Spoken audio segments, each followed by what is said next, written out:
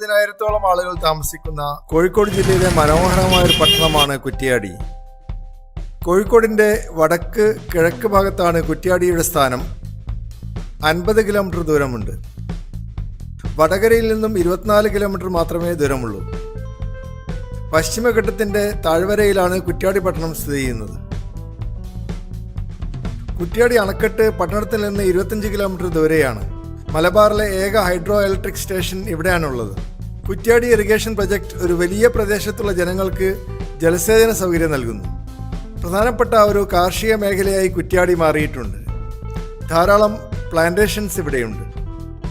High yielding coconut വെറൈറ്റിക്ക് പേരുകേട്ട ഒരു പട്ടണമാണ് കുറ്റ്യാടി. കുറ്റ്യാടിക്കടുത്ത് പ്രശസ്തമായ അനേകം റബ്ബർ എസ്റ്റേറ്റുകളുണ്ട്. മണിമല എസ്റ്റേറ്റും വേലോം എസ്റ്റേറ്റും മംഗളം എസ്റ്റേറ്റും കുണ്ടുതോട് എസ്റ്റേറ്റും അറിയപ്പെടുന്ന റബ്ബർ പ്ലാന്റേഷൻസ് ആണ്. റബ്ബറിന് പുറമെ അരിക്കനട്ട്, പെപ്പർ, കോഫി എന്നിവയും ഇവിടെ കൃഷി ചെയ്യുന്നു. കൃഷിയുമായി ബന്ധപ്പെട്ട ധാരാളം സ്മോൾ സ്കെയിൽസ് ഇൻഡസ്ട്രീസ് കുറ്റ്യാടിയിലുണ്ട്. വയനാട് ജില്ലയിലെ 4000 അടി ഉയരത്തിലുള്ള നരിക്കോട്ട കുന്നുകളിൽ നിന്ന് കുറ്റ്യാടി നദി ആരംഭിക്കുന്നു. പിന്നീട് വടകര, കൊയിലാണ്ടി, കോഴിക്കോട് താലൂക്കുകളിൽ കൂടി ഒഴുകി അറബിക്കടലിൽ അവസാനിക്കുന്നു. പെരുവണ്ണാമൊഴി അണക്കെട്ട് ഈ പ്രദേശത്തെ ഏറ്റവും അറിയപ്പെടുന്ന ഒരു ടൂറിസ്റ്റ് സ്പോട്ടാണ്.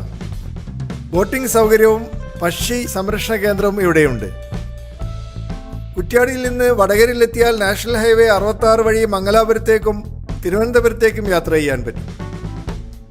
തോട്ടിൽപ്പാലം വഴി വയനാട് ജില്ലയിലേക്കും ബാംഗ്ലൂർ, മൈസൂർ തുടങ്ങിയ നഗരങ്ങളിലേക്കും കണക്ട് ചെയ്യുന്നു. കുറ്റ്യാടിയിൽ നിന്ന് കോഴിക്കോടേക്കുള്ള റോഡ് ഈ ജില്ലയിലെ ഏറ്റവും തിരക്കുള്ള റോഡുകളിൽപ്പെട്ടതാണ്.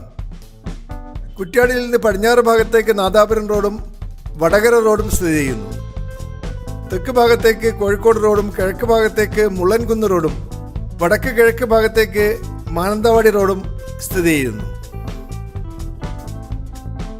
കുറ്റ്യാടി ബസ് സ്റ്റാൻഡിനുള്ളിൽ കുടുംബശ്രീ നടത്തുന്ന ജനകീയ റെസ്റ്റോറൻറ്റിൽ ഉച്ചഭക്ഷണത്തിന് 20 രൂപ മാത്രമേ ചാർജ് ചെയ്യുന്നുള്ളൂ.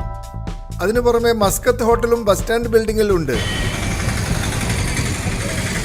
അതുപോലെ കടവ് റെസ്റ്റോറൻറ്റ് കോഴിക്കോട് റോഡിൽ പാലത്തിന് തൊട്ട് മുമ്പാണ്. പോലീസ് സ്റ്റേഷൻ അടുത്താണ്.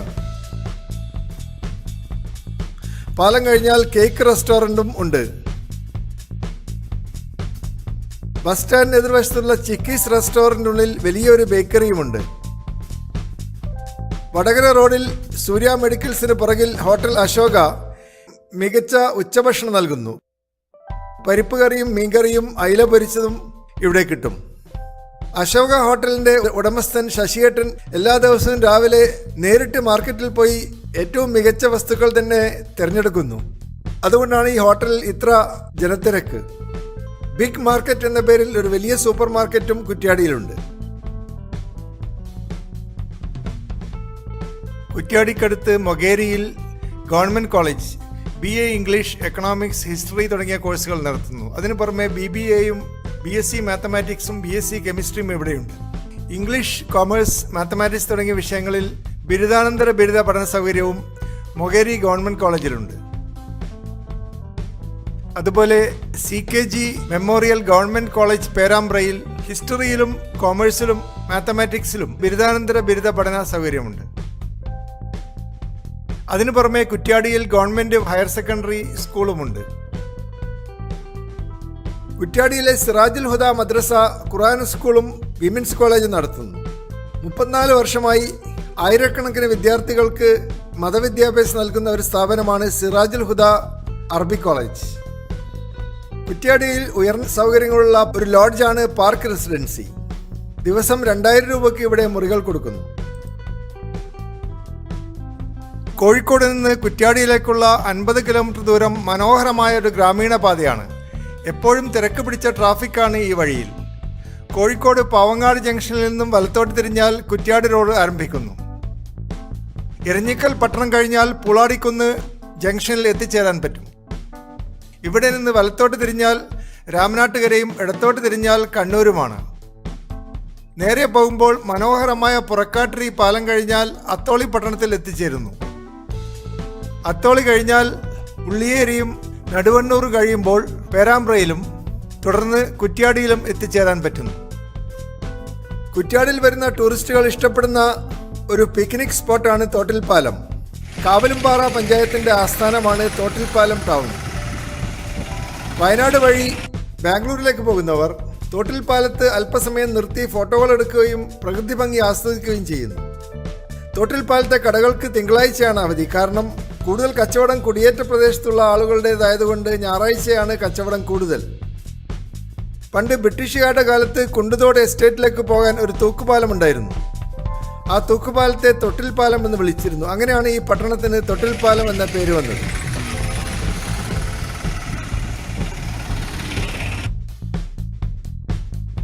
KSRTCയുടെ ഒരു ബസ് ഡിപ്പോ ഇവിടെ സ്ഥാപിച്ചിട്ടുണ്ട്. അതിനു പുറമെ നല്ല ഒരു പ്രൈവറ്റ് ബസ് സ്റ്റാൻഡും ഇവിടെയുണ്ട്. സബ് ട്രഷറിയും കൃഷി ഓഫീസും പോലീസ് സ്റ്റേഷനും ഹയർ സെക്കൻഡറി സ്കൂളും ഇവിടെയുണ്ട്.